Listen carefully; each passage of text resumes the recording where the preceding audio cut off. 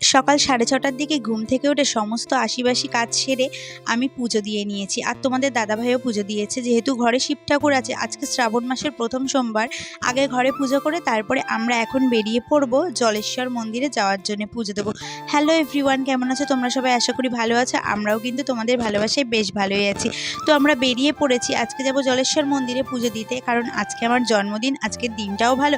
তো ভাবলাম অনেকদিন পুজো দেওয়া হয় না, একটু মন্দিরে গিয়ে পুজো দিয়ে আসি। আর মা আর আরোহী দেখো সেম ড্রেস মানে সেম কালার, পুরো লাল পরেই লাগছে ওদেরকে। আর আমরা এপাশে বসেছি।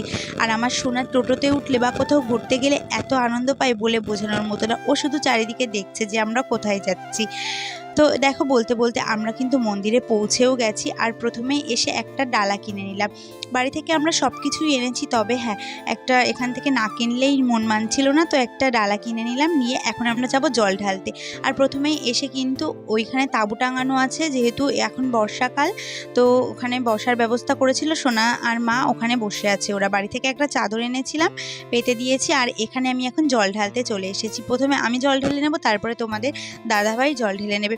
দেখো ঠাকুর কিন্তু সবই সমান, সেটা মন থেকে তুমি যেমন করে পুজো দেবে ঠাকুরকে আর যেমন করে ভক্তি করবে, সেটাই মানে তোমার মনের ব্যাপার সেটা। তো আমার মা কিন্তু ওই মন্দিরের জল ঢেলেছিল, আমি ওখানে আর আমার ছোট বাচ্চা যেহেতু লাইন দিয়ে ভিড়ের মধ্যে জল ঢালিনি। তো আমি ভাবলাম মন থেকে যে এখানেই জল ঢালি না, কোনো অসুবিধা নেই, পুজো করলেই হলো। তো আমরা দেখো জল ঢালার পরে এখন মোমবাতি আর ধূপকাঠি জ্বালিয়ে নেব।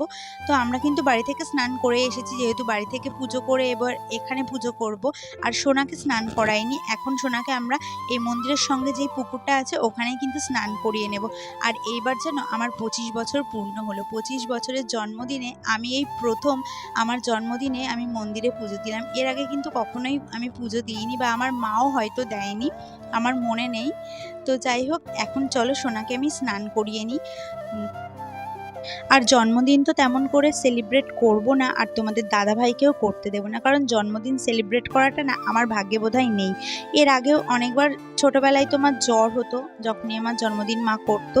আর বড়োবেলায় তো আমার জীবনে এমন একটা ক্ষতি হয়ে গেছে, তারপর থেকে আমি জন্মদিন এগুলো আর বিশ্বাস করি না, মানে আমি আর পালন করতে চাই না এগুলো।